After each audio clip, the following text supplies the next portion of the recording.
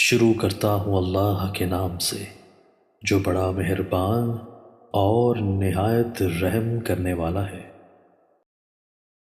حضرت صہیب رضی اللہ تعالیٰ عنہ بیان کرتے ہیں، رسول اللہ صلی اللہ علیہ وآلہ وسلم نے فرمایا، مومن کا معاملہ بھی عجیب ہے، اس کا ہر معاملہ اس کے لیے باعث خیر ہے، اور یہ چیز صرف مومن کے لیے خاص ہے۔ اگر اسے کوئی نعمت میسر آتی ہے تو وہ شکر ادا کرتا ہے اور یہ اس کے لیے بہتر ہے، اور اگر اسے کوئی تکلیف پہنچتی ہے تو وہ صبر کرتا ہے اور یہ بھی اس کے لیے بہتر ہے۔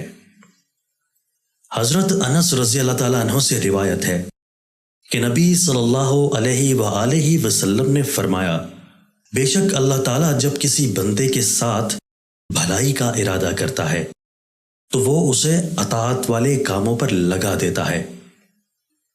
عرض کیا گیا، اللہ کے رسول، وہ اسے کس طرح کام پر لگاتا ہے؟ فرمایا، موت سے پہلے اسے صالح عمل کرنے کی توفیق عطا فرما دیتا ہے۔ دوستو، اللہ تعالی ہمیں ان احادیث مبارکہ پر عمل کرنے اور اپنی زندگیوں کو سنوارنے کی توفیق عطا فرمائے۔